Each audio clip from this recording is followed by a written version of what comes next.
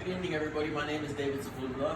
Today we're going to be going over the importance of staying safe during the pandemic. So my first question I want to ask is anybody here working labeled as an essential worker? All right. Thank you for staying here and doing your job to make sure we are being taken care of in this necessary time. So today in this speech, I'm going to be going over reasons why we do need to be staying safe, and I'm going to bring you some corrective actions and what those actions can be to you benefit-wise. So we're going to go over this by starting off explaining what is the disease. So the disease is known as COVID-19. It is a type of flu. It is actually a virus. And as of April 21st, 2020, there is over 2.5 million known cases globally, with over 825,000 in the United States and nearly 21,000 in Texas alone. And according to the New York Times, death rate stands in the United States around 4.3%. That's actually a terrifyingly large number in terms if you think about it. So that means for every 100 people, 4 people die. And if you think in terms, we have 825,000 people, so that number is going to be rather large, and it will be increasing at this point if we don't take corrective actions. How does it spread? So according to WHO.int, COVID is spread through respiratory droplets when an infected person coughs, sneezes, or speaks. People can also be infected by touching a contaminated surface, and then their eyes, mouth, or nose. These are things every human does on a daily basis, so it's not really something you can really stop. The only thing we can do at this point is making sure we find ways to prevent it. You know, it's not your fault you sneeze, it's not your fault you cough, but there are going to be ways to allow you to lessen the chance of infection, and we're going to go over those corrective actions right now. So what solutions or plans do we have? As CDC states, social distancing means keeping space between yourself and other people outside of your home.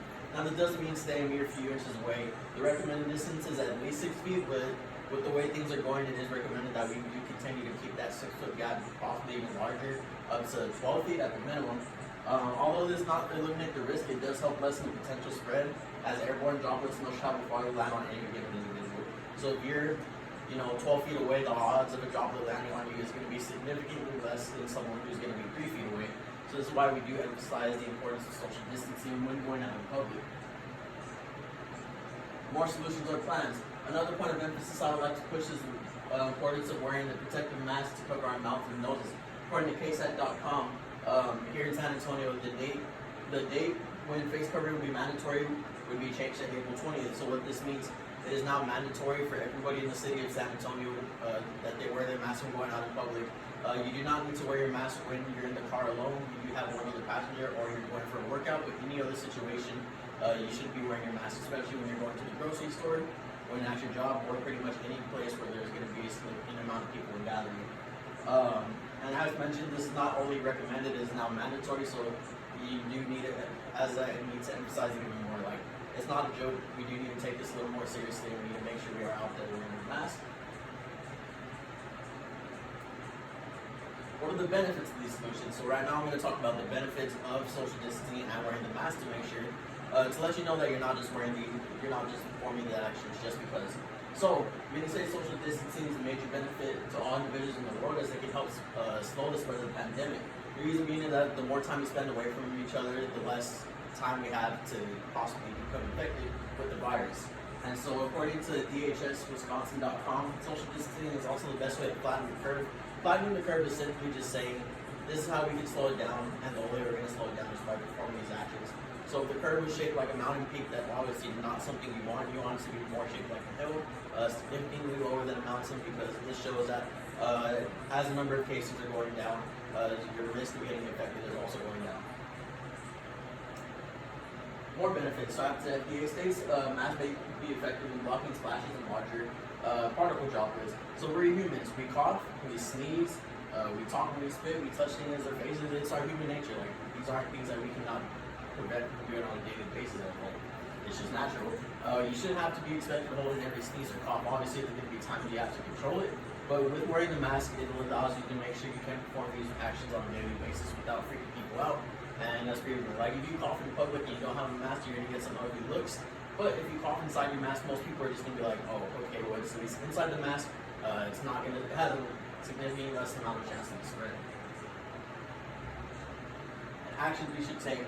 I want you to follow and emphasize the importance of social distancing, not only to yourself, but the people around you, including your friends and family. If your friends want you to go and hang out for a kickback, tell them, give me about 2 or 3 months and I'll get back to you. Just because we need to make sure we aren't putting anybody at risk, because it may not be necessarily yourself at risk, but your family, one of your friends could have a family member who is in the high risk category. And you know, if you call on them and they actually give it to their grandpa, they might not see their grandpa in the next few months. And that's not something you want to have to deal with.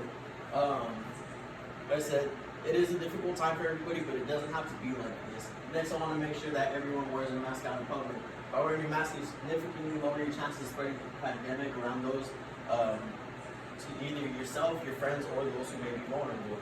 For all you know, you could be at the grocery store and you call on an elderly lady by accident. You may never see her again, but for all we know, she could become infected within the next few days, and the outcome in that situation could be potentially fatal.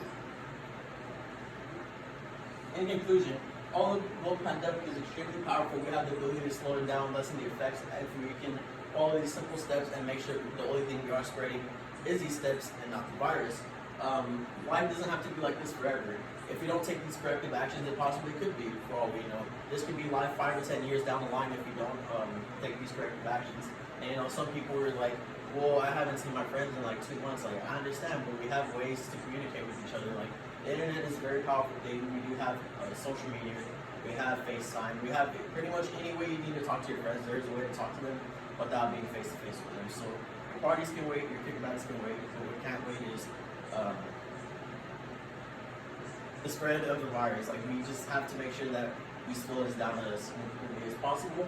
And all I ask is that you follow these simple guidelines and help spread the word rather than the virus by making sure we are following these steps such as social distancing and wearing our face masks.